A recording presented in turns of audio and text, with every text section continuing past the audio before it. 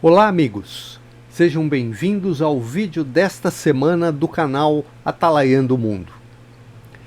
Como eu já disse no vídeo anterior, inúmeras descobertas arqueológicas que comprovam a narrativa bíblica estão sendo feitas e apresentadas ao público, e há grande interesse popular sobre o assunto.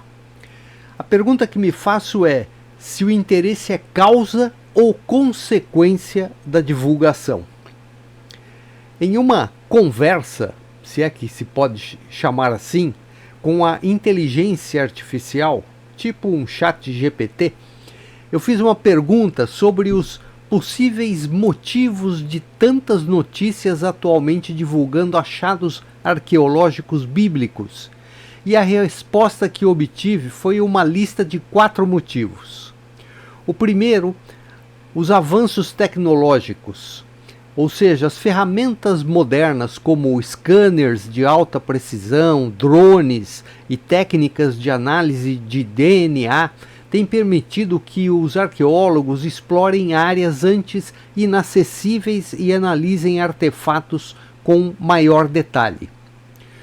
Uma segunda foi o interesse crescente.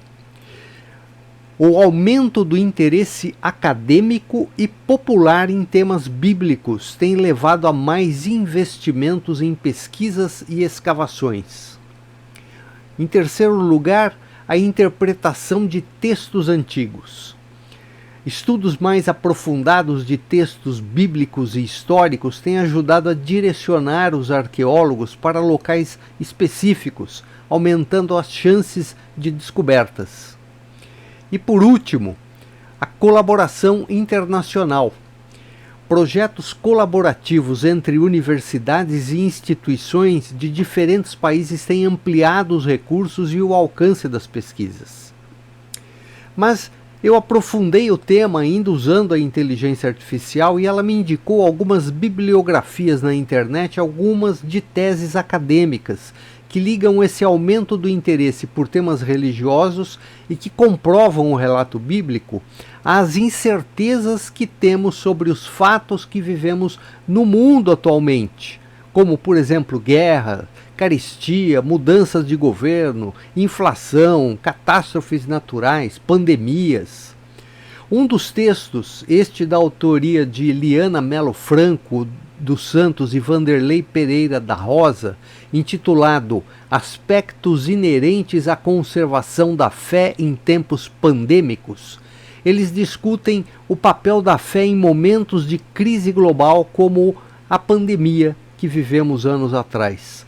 E foi publicado na revista Unitas, que é uma revista eletrônica de teologia e ciências da religião, no site da revista fuv.edu.br. E eles dizem, um trechinho do que eles dizem: com o presente estudo, procuramos apontar os principais aspectos atrelados à conservação e manutenção da fé em tempos pandêmicos. Além dos desafios de caráter sanitário enfrentados pela sociedade com a proliferação da pandemia, batalhas de caráter interno e individuais foram travadas no campo da fé, fé esta que, de certa forma, se mostrou basilar no enfrentamento das preocupações e medos tão presentes nesses tempos pandêmicos.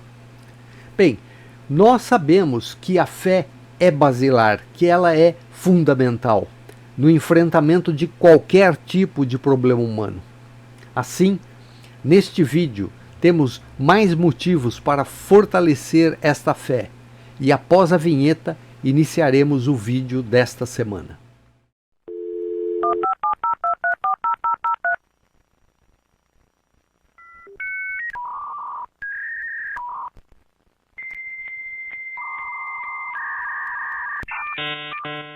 Bem, então vamos à primeira reportagem. Essa é de um jornal, um site, né, espanhol, El Cronista. Ele tem edições em outros para a Argentina também, mas esse daí é o da Espanha. Eu fiz a tradução já pela própria internet do texto e ele está falando do descoberta sem precedentes. Arqueólogos desvendam uma história bíblica nunca antes vista de Jesus em Israel. Eu já, de início aqui, já falo, eu não gostei muito da forma como eles escrevem, como eles estão descrevendo isso. Me parece que são pessoas que não têm muito conhecimento bíblico e colocam o texto de uma maneira que eu não achei adequada, mas eu vou comentar a respeito disso ao longo da leitura, né? E ele continua então dizendo que esse achado arqueológico foi crucial para desvendar detalhes nunca antes conhecidos. Na realidade, eles não vão desvendar nenhum detalhe desconhecido, nunca antes conhecido. Não tem nenhuma coisa absurda que eles estão colocando aqui, uma descoberta sem precedentes. Também não concordo com essa visão, mas tudo bem, não é isso que é o mais importante. Daí tem uma foto, a foto que aparece lá, que não cabe tudo numa tela só, né? Então diz, esse achado arqueológico foi crucial para desvendar detalhes nunca antes conhecidos. A foto lá do Domo da Rocha, em Israel, a legenda da foto, descoberta sem precedentes, os arqueólogos revelaram uma história bíblica nunca antes vista de Jesus em Israel. Não é nunca antes visto, nós já vimos essa história, está na Bíblia, está registrada na Bíblia essa história, né? E continua, então vamos entrar na reportagem em si.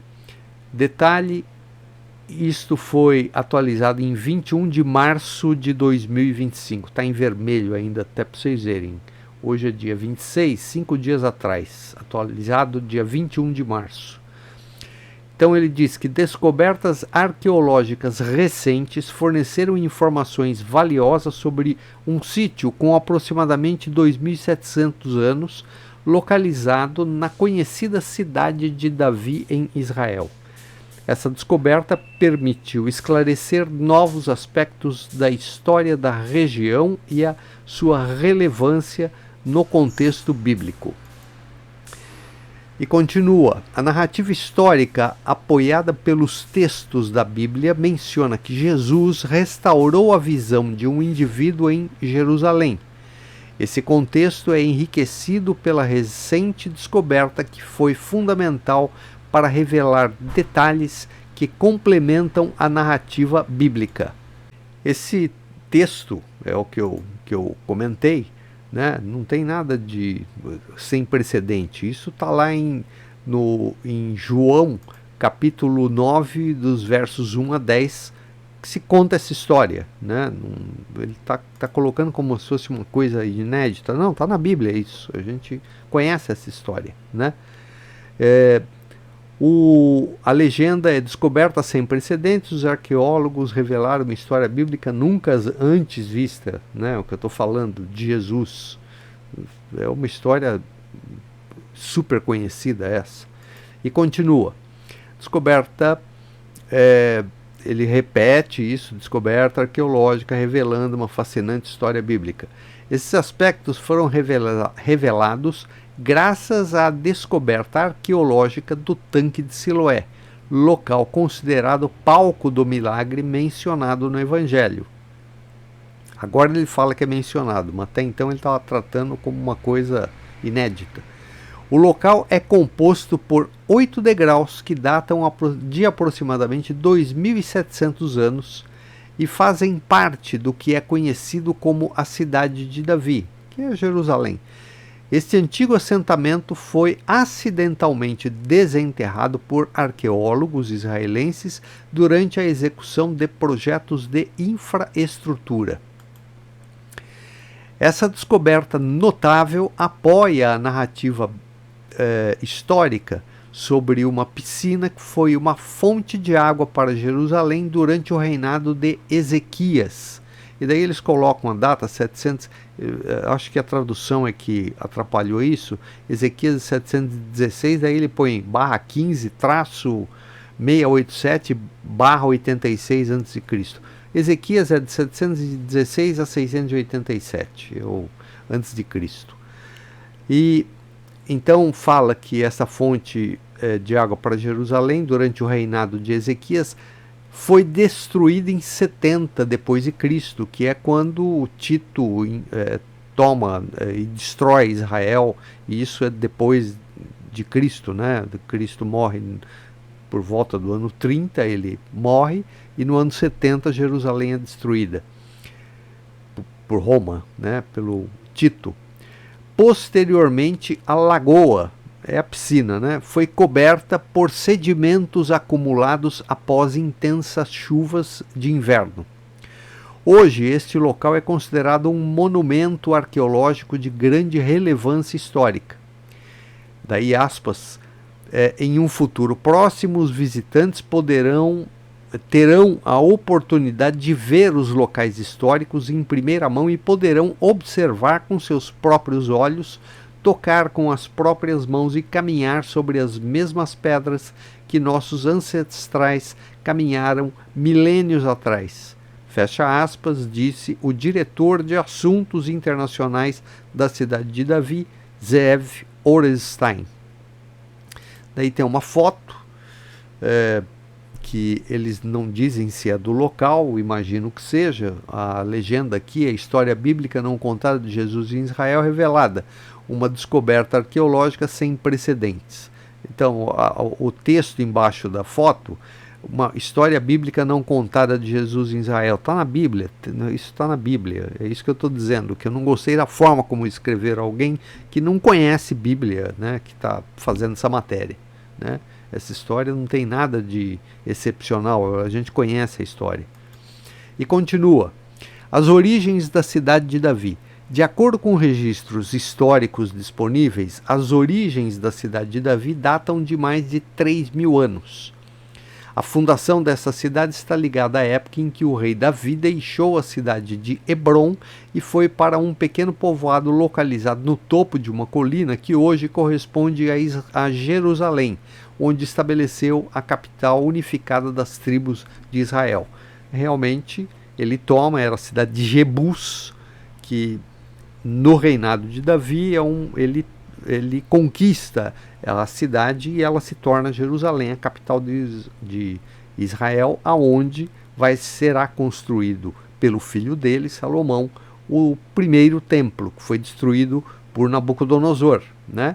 Depois ele foi reconstruído quando eles voltaram do exílio, foi ampliado na época de Herodes, isso 400, quase 500 anos depois da reconstrução, né? E ele é destruído de novo no ano 70 depois de Cristo pelas tropas de Tito. Então, ele está falando exatamente de Jerusalém. E continua, os poucos mais de 800 metros que atravessam a cidade de Davi, desde a piscina de Siloé, no sul, continuando ao longo da trilha de peregrinação até a pegada do Muro das Lamentações, até ao lado, né? É tradução, de novo. Essa trilha vai desde a piscina de Siloé até a lateral do Muro das Lamentações, a escadaria sul e o Monte do Templo, que é onde ficava o Templo de Salomão, que hoje fica aquela cúpula dourada lá, que é uma mesquita. Então, esses 800 metros constituem a meia milha mais significativa do mundo, conforme expresso por Zeev Orenstein. Mais significativa porque tem uma história fenomenal que se desenvolveu nesse local, né? Por isso que é a meia milha mais significativa do mundo. E ele continua que mais tarde o rei Salomão, filho de Davi, ergueu o templo na famosa capital de Israel, no topo do Monte Moriá. Esse local tornou-se um dos locais mais relevantes do mundo e um dos destinos turísticos mais fascinantes para visitantes e estrangeiros. E continua, é possível visitar a piscina de Siloé? A descoberta inicial da piscina de Siloé ocorreu em 2005, mas foi apenas recentemente que os arqueólogos têm trabalhado duro para preparar o local para abertura ao público. Em 2023, o Ministério das Relações Exteriores de Israel anunciou que a inauguração desse local icônico está prevista para 2025, este ano que nós estamos agora, né? E daí uma pequena biografia aqui, fala sobre a arqueóloga Caetana Johnson, professora da Universidade de São Damaso e participante regular das escavações de Jerusalém a cada verão, comentou, aspas para ela, a área foi ocupada por um estacionamento de ônibus turísticos, mas nos últimos anos foi reaberta para continuar o projeto de escavação que começou na década de 60. Foi em 60 que eles começaram a escavar e agora, 2025, 2023, eles reabriram esse local e agora, 2025, eles devem inaugurar o local, inaugurar para visitação pública, né? Então, dessa publicação deste jornal, era isso que eu queria mostrar a vocês.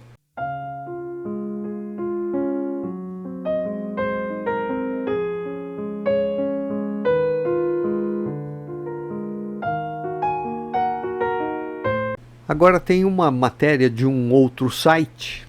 Esse site se chama A Boa Nova. E como nosso tema aqui, a gente sempre está tocando nessas descobertas arqueológicas, o quanto isso confirma o relato bíblico, né? Para horror de muitos cientistas, né? Mas ele sempre está confirmando o relato bíblico. Tem essa matéria aqui que eu trouxe, resolvi mostrar a vocês um trecho dela.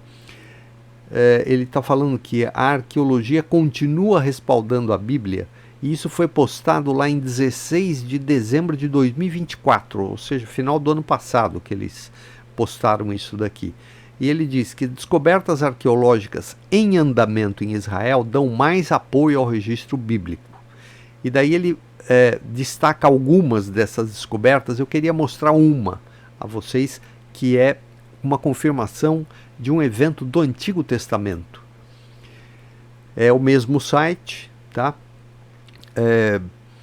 E diz lá, painéis de pedra representando o cerco de Senaqueribe a Laquis encontrados.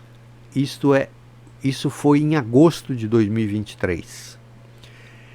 E diz lá que em Mossul, no norte do Iraque, em 2022 foram encontrados 7 grandes painéis de alabastro ou mármore de Mossul, representando arqueiros, o cerco da cidade e detalhes paisagísticos reutilizados como pedras fundamentais no antigo portão de Mashki, da cidade bíblica de Nínive. Atualmente acredita-se que antes elas ficavam no local do palácio sudoeste do imperador assírio Senaqueribe, para mostrar sua campanha militar no oeste contra os fenícios e Judá, particularmente a sua conquista da cidade judaica de Laquis em 701 a.C. Ele conquista Laquis em 701 a.C., depois de haver conquistado Samaria em 722, que eles foram todos exilados. Houve a grande diáspora, né? Muitos foram levados para outros locais, presos, tal, mas foi quando se desintegrou o reino do norte de Israel. Isso foi em 722. Daí em 701 ele invade Judá e vai fazer um cerco a Jerusalém, né? Continua o texto, esses painéis são muito semelhantes aos expostos no Museu Britânico.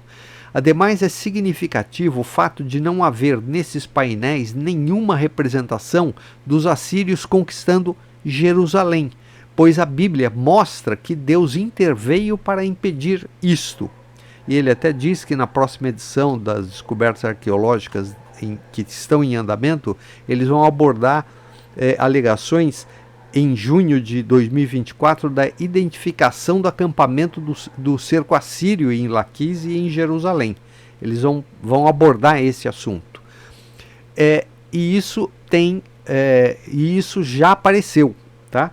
Então, aqui, só para explicar um pouquinho mais este fato que nós acabamos de ler, o Senaqueribe invade Judá, toma a cidade de Laquis, que ficava em Judá, e faz um cerco a Jerusalém. Porém, ele não conquista Jerusalém, conforme o próprio texto aqui nos diz, porque Deus não permite que isso aconteça. E daí tem lá o texto bíblico que mostra isso. Eu quero mostrar aqui para vocês. Está em 2 Reis 19.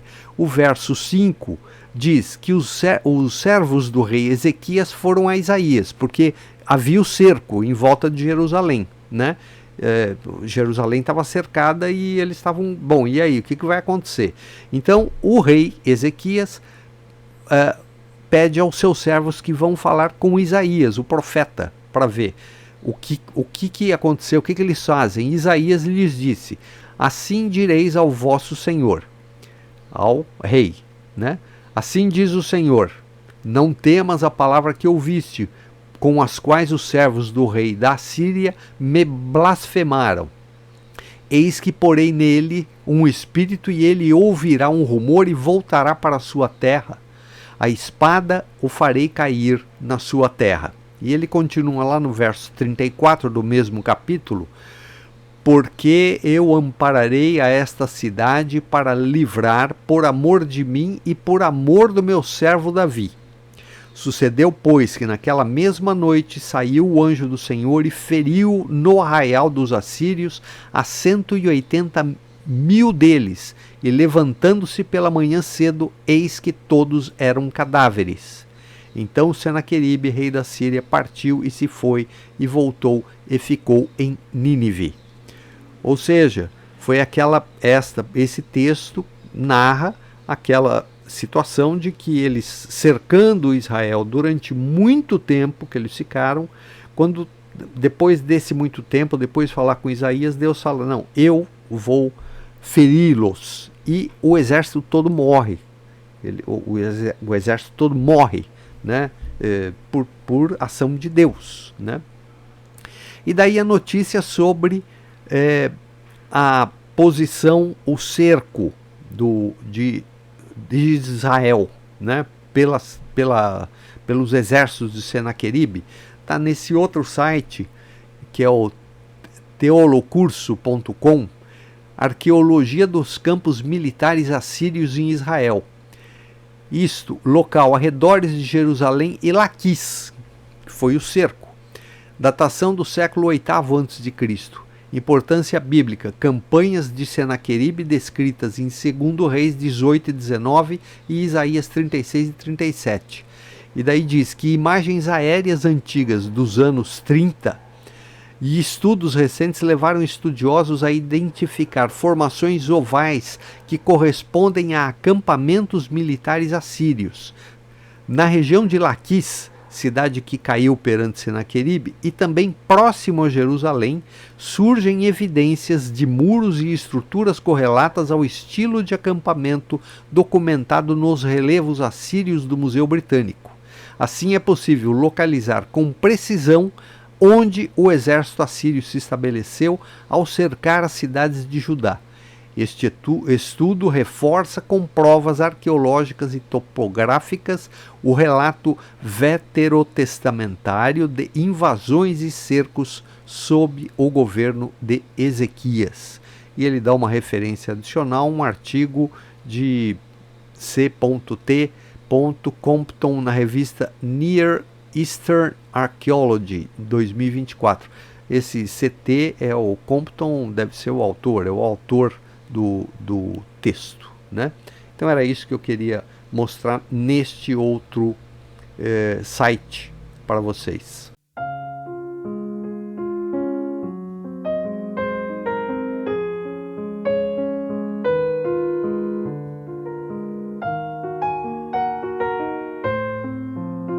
Como eu falei no início, a fé é fundamental para enfrentarmos os problemas diários, mas eu acrescento que ela é fundamental em especial aqueles problemas sobre os quais nós não podemos fazer absolutamente nada como indivíduos, como, por exemplo, guerras, inflação, catástrofes naturais e outros. Afinal, não temos nenhum poder individualmente para fazer nada, embora os governos tenham poder de ação sobre alguns deles.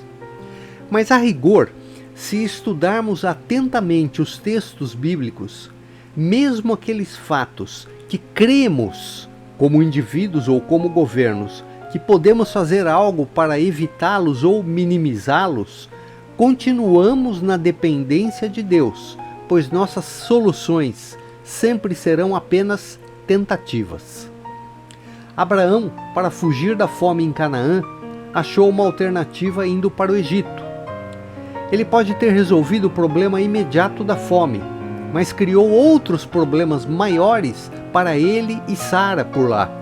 E além de ser expulso da terra, isso está em Gênesis 12, levou consigo um outro problema chamado Agar, que iria se manifestar mais adiante e influenciar até os dias atuais.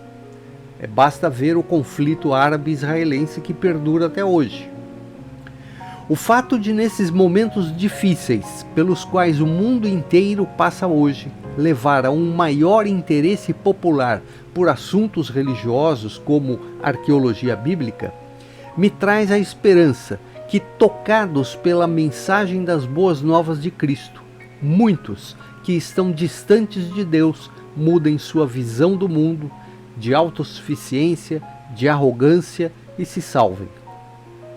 Na minha opinião, essa quantidade de descobertas comprovando o relato bíblico é mais uma vez Deus em sua misericórdia, dando chance à humanidade, dirigindo os acontecimentos deste mundo para que o seu plano de salvação se concretize.